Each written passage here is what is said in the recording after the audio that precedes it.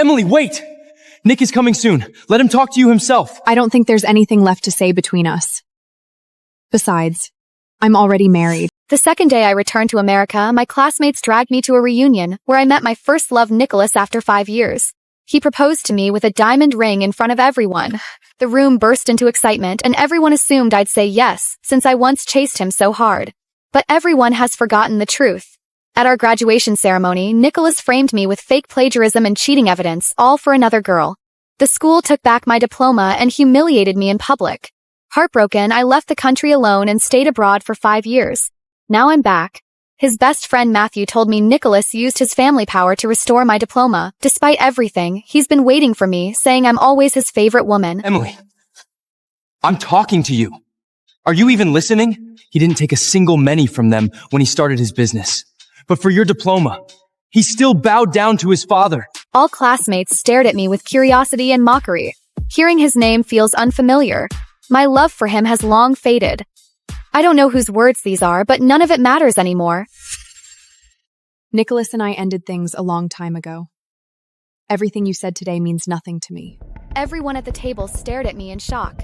No one expected me to say that. The whole school knew I'd chased Nicholas madly for 3 years. Rain or snow, I brought him hot breakfast and coffee every day. When his stomach acted up, I trudged through blizzards across town to hunt down his medicine. When he lacked startup funds for his business, I gave him every cent of my allowance and living money, even sold the luxury gift my parents got me for my 18th birthday. I'd never struggled financially before, yet I survived on instant noodles alone for a whole semester behind closed doors. All that effort finally made him agree to date me. He seemed such a thoughtful boyfriend, checking in on how tired I was. When others mocked me as a pathetic stalker, he'd stand up to defend me. After landing his first business contract, he even rambled about our shared future. I truly believed he was my forever love. Everything fell apart senior year when Rebecca suddenly appeared. She was Nicholas' childhood friend, newly back in America and transferred into our class. I didn't mind her at first, even tried being friendly. But little by little, Nicholas stopped making time for me. Every time I asked him out, he'd make up lame excuses to turn me down. He bailed on my birthday too, claiming an urgent work trip to a neighboring city. Doubt gnawed at me, so I snuck over to his company and found Rebecca surrounded by all his staff. People were openly calling her the future Mrs. Smith, even though everyone knew I was his girlfriend.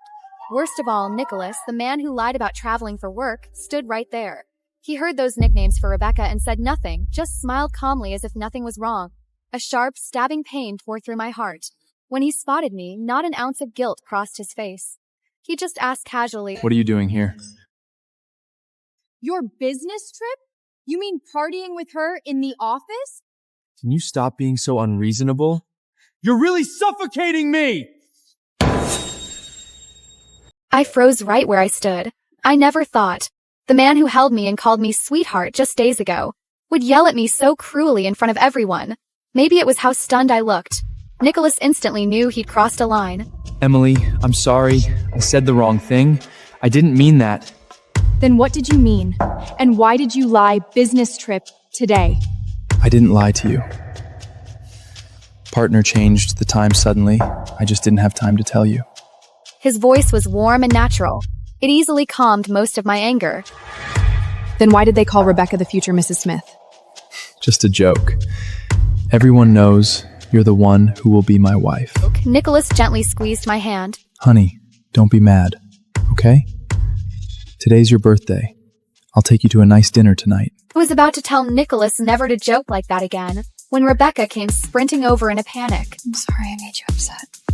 If you really mind, I can quit my internship. Just don't fight with him because of me. Everyone watching was convinced I was picking on her on purpose. No one said a word, but all eyes slowly turned to Nicholas. Seeing how Rebecca looked, Nicholas let go of my hand immediately. He walked over to her. That night, he took me to dinner as promised. But looking at all the food on the table, I had no appetite at all. Because even though he was sitting next to me, every word he said was about Rebecca. Rebecca grew up with me. She's like my little sister. Her parents asked me to take care of her. That's why I got her the internship at my company. I didn't tell you because I was afraid you'd overthink. Emily, trust me. You're the only one in my heart. Looking at how sincere Nicholas seemed, I had to nod. I chose to believe him. He pulled out a pair of matching couple rings, slid the women's onto my ring finger. Emmy, I don't have much money to give you Jay stand wages. I'm sorry you have settled for this. Wait for me. When my business is stable, I'll buy you the most beautiful ring in the whole world. I looked at this man and the ring on my finger. The uneasiness in my heart finally went away, but he broke his promise in the end. After that day, Nicholas didn't hide it anymore. He went everywhere with Rebecca openly. Rumors even spread around campus that Nicholas had dumped me and was dating Rebecca now. Before I could find out who started the rumors, Rebecca came to see me directly. Emily, do you know what kind of woman is the most pathetic? It's someone like you, who clings on and only moves herself. Nick loves me.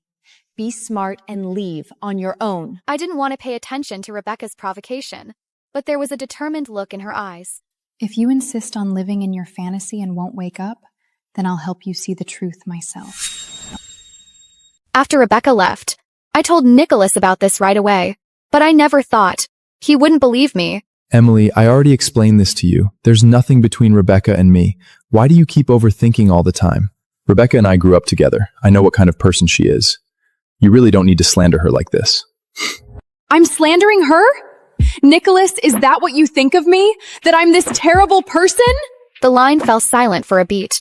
After what felt like forever, he spoke again. If you really hate it that much, I'll make her leave as soon as her internship ends. But Emmy, work is already driving me crazy.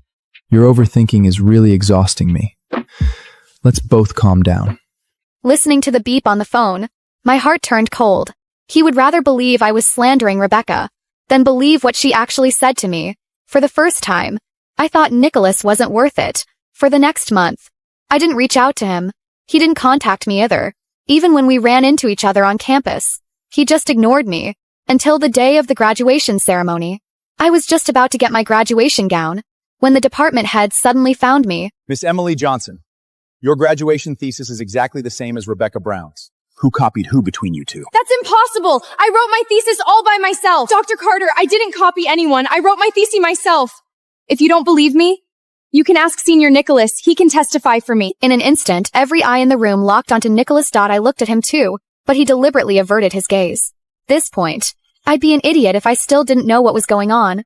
I always saved my finished thesis and important files in the shared cloud drive I had with Nicholas, so it was obvious who gave my thesis to Rebecca. The department head fixed Nicholas with a scrutinizing stare. Dr. Carter, Rebecca's interning at my company right now. I've seen her stay late to write her thesis. With Nicholas's testimony, I was automatically the one who plagiarized. I walked straight up to Nicholas, looked him dead in the eye, and asked slowly, word by word. Nicholas, are you saying I copied my thesis from Rebecca? I saw hesitation and struggle in Nicholas's eyes, but I waited for a long time. All I got was one sentence from him. I only know Rebecca wrote her thesis herself. At his words, I actually burst out laughing. This was the man I loved for 4 whole years. Seeing me like this, a flicker of hesitation crossed Nicholas's face. He was just about to say something, but Rebecca cut him off immediately. Emily, even though you're Nick's girlfriend, you can't force him to lie for you. I know you don't like me. You bullied me all the time, and you forced me to send you exam answers. If I didn't listen, you would send people to hurt me. If Nicholas hadn't shown up in time that day, those people would have hurt me badly. Hearing Rebecca's accusations, I even thought my ears were playing tricks on me. I bullied her, I copied her exam answers, and sent people to hurt her. Rebecca, if you have paranoia, go see a doctor. Stop blaming me for everything. Enough! Those girls already confessed. You paid them to bully Rebecca! Emily, I never thought you were such a terrible person. I froze in place. Nicholas, so you'd rather believe Rebecca and those girls than believe me? I only believe what I see with my own eyes. I stood there stunned. My heart was shaking. All I could hear was everyone's disgust and mockery. I thought I'd have a student like you in my department! With such bad character! You don't deserve to graduate. You don't get to attend this graduation ceremony. You can leave now. I ignored the department head. I just stared at Nicholas. Nicholas, are you sure you won't regret treating me like this? He turned and walked away with Rebecca, cold and unforgiving. After that, I became the laughingstock of the whole school. All my old friends avoided me like the plague. My heart was completely broken. I bought a plane ticket to go live with my parents abroad. Before boarding the plane, I took off the ring on my finger and mailed it back to Nicholas. If you brought me here just to tell me all this, then I'll be leaving now. Emily, wait! Nick is coming soon. Let him talk to you himself. I don't think there's anything left to say between us.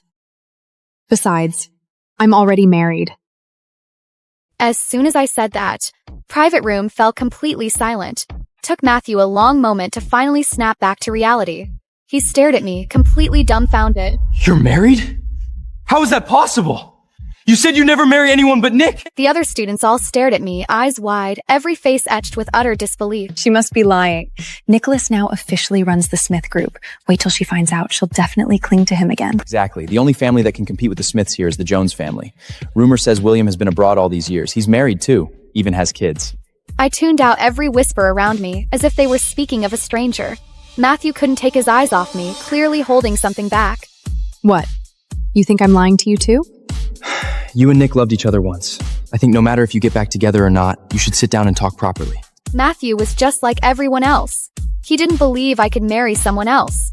But the truth is, I really am married, but I didn't want to argue with them. It was just a waste of my time. Today was my son Leo's first day of kindergarten.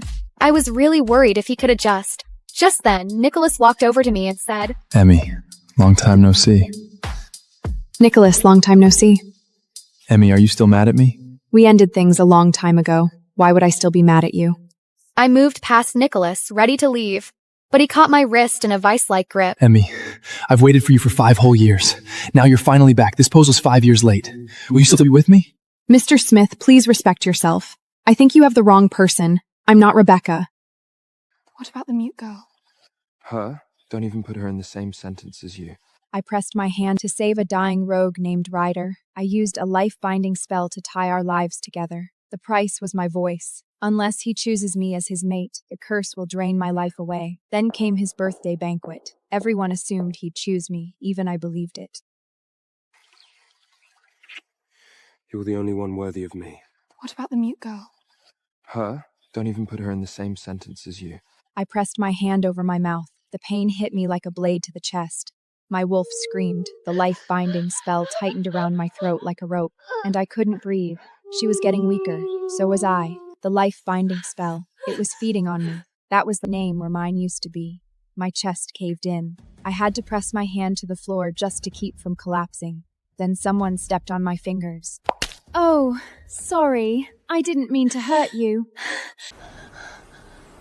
I'll make it up to you. Freya crouched down, bow still in hand. Her red heels were still on my fingers. My wolf went feral. I opened my mouth. The pain nearly split me in two, but not a single sound came out. Blood soaked through my hand. Oops. Didn't see you down there. She stepped back. Finally. Why didn't you say something? Empecé y choqué contra un pecho duro y caliente. Luego, un arma alzó mi barbilla. Era un hombre de traje, de cabello engominado, con sangre en la quijada. El hombre de mirada mortal ya no estaba. En su lugar, a la mesa, estaba él, de blanco, con una cuchara. Se veía agotado. El niño apretó los labios y desafió a su padre como un soldadito. Ninguno cedió. Al final, él suspiró y dejó la cuchara. Se frotó el entrecejo. Su voz sonó grave y ronca. Un bocado. Dije, asintió apenas. Me tendió el plato. Inténtalo. Y darle una...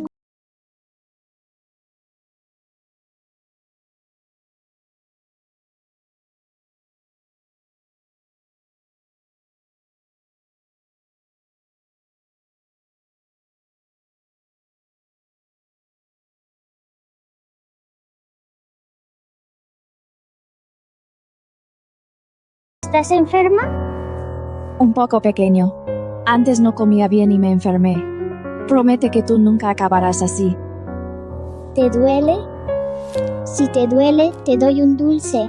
Papá dice que un dulce te hace olvidar. Lloré de repente. En la mansión Cárdenas, llorar era hacer drama. La chica de pueblo no soporta esta vida. Tenía depresión. Deja de fingir para llamar la atención. El sobrino que crié durante 2 años se puso junto a su madre el día del divorcio y me llamó fea, y este heredero mafioso de 4 años me dio su último dulce. Nora, comeré siempre todo lo que me den para crecer y proteger.